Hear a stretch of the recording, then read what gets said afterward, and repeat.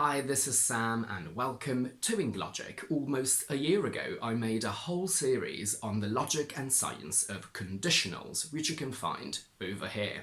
And since I've recently talked about the subjunctive mood, which is used in the second, third and mixed conditionals, and that you can find over here, it's time to analyse some advanced ways to construct conditionals, as you may hear and see them in your everyday life, and most importantly, you should definitely use them in English exams, as they will score you a lot of points and you'll be tested on them anyway. Let's take a step back. The general and most common function of the modal verb should is to give advice. It basically means it's better if. I should study more means it's better if I study more. In the past, you should have studied more means it would have been better if you had studied more. However, with if, should loses its idea of advice and it creates a conditional, which can be a full first conditional with will or with an imperative, and it can often convey the extra nuance of something happening by chance or something that is unlikely to happen.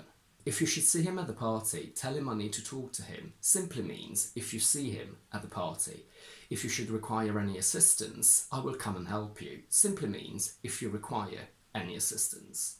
Using should with this meaning is extremely formal and uncommon. It would never come out of my mouth, so be aware that it exists, but do not use it in normal, everyday English, only in exams. Specifically, if you should require any assistant is a little bit more common because it's something that customer service would say to be extra polite and formal. Outside conditionals, in order to give the idea of something happening by chance or by accident, we use the construction so happen to do something, where so is optional. We say, I was in the shopping centre and I bumped into an old friend of mine who just so happened to be there too. They were there by chance, by accident. We did not plan to meet. And within conditionals, rather than using should, which is very formal, we do prefer using happen to. And in this case, I think so is slightly less common. So rather than saying if you should see him at the party, we definitely say if you happen to see him at the party, tell him I need to talk to him. But customer service wouldn't really say if you happen to require any assistance because that's too informal. They would stick to if you should require any assistance. An even more uncommon construction is to put should and happen to together. If you should happen to see him at the party, tell him I need to talk to him. In formal context, where should is preferred, rather than using if somebody should, we actually tend to use the inversion should someone. If you should see him at the party becomes should you see him at the party. We have should you accept the deal, should you decide to join us, should you change your mind. And we'll talk about inversion a little bit more later on. Sometimes if and even if can be used interchangeably. I'll get this job done if it's the last thing I do, or I'll get this job done even if it's the last thing I do. Although with this specific expression, if it's the last thing I do, I think we do tend to prefer using if on its own. But that's not always the case. Let's look at these two sentences. We'll go to the park if it rains. We'll go to the park even if it rains. The first example means that we'll go only in the event that it rains, so no rain means we don't go. Whilst the second sentence means we'll go regardless of the rain, whether it rains or not. So no rain means we go, and rain means we go anyway. And here you have a whole video on the difference between these two correct sentences. I know they always teach us not to use if and will in the same clause, so we can't say we'll go to the park if it will rain.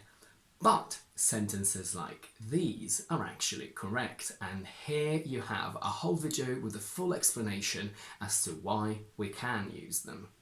A more sophisticated way to talk about unreal, hypothetical future events is if somebody were to do something. Since this is a second conditional which uses the past subjunctive after if, the verb to be turns into were for all persons. If I were, if she were. Informally, it's very common to hear and use was instead, but I won't really mention it here because it's much better to use were, especially in English exams.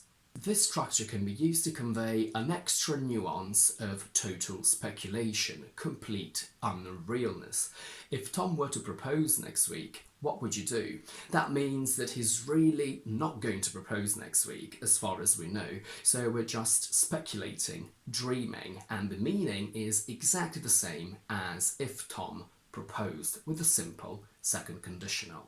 With stative verbs, this structure is fairly uncommon. We wouldn't really say if you were to be rich. We would only say if you were rich. We wouldn't really say if you were to know Spanish. We'd only say if you knew Spanish.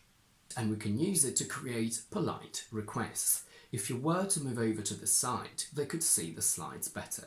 The construction if it weren't for means thanks to, due to, or without it, things would be different in the present or future.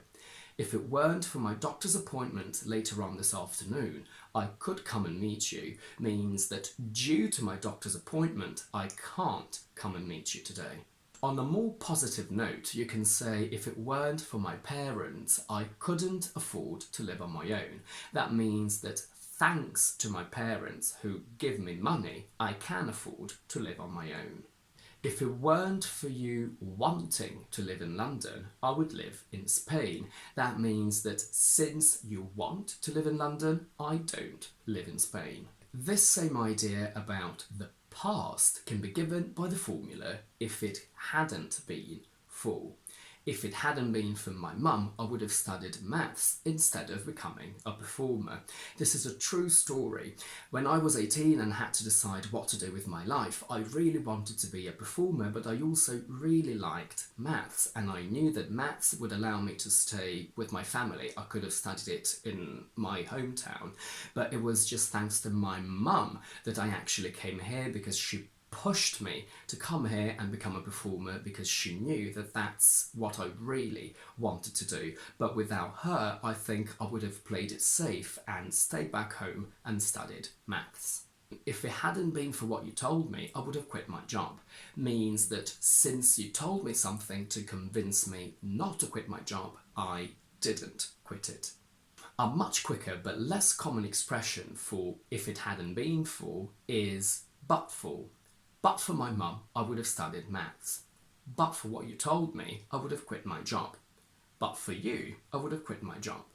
Some people may say that we can use but for even instead of if it weren't in the present or future, but it's very uncommon in my opinion, even more so than the structure if it weren't itself, which we don't use very often anyway.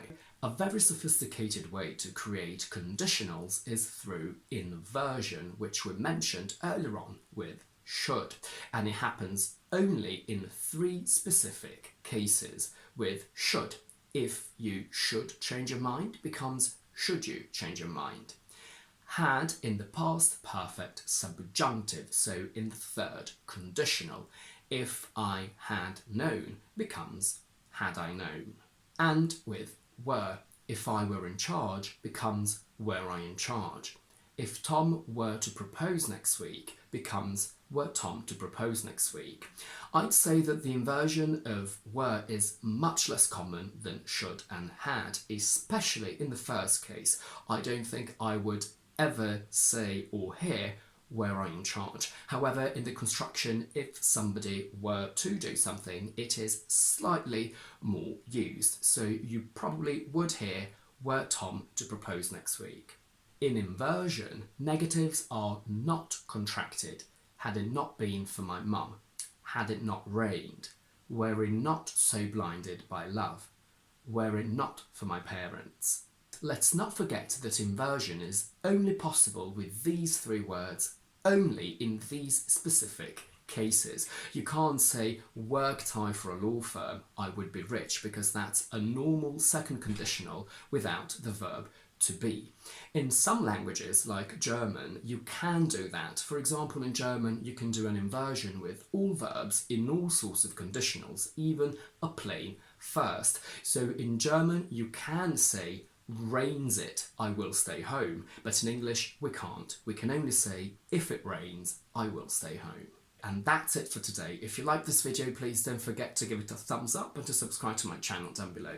And do let me know in the comments if you have any questions about these advanced usages of the conditionals, and if you have any other formulas that you can think of that I haven't mentioned here. In the meantime, I will see you on Tuesday with another explanation video.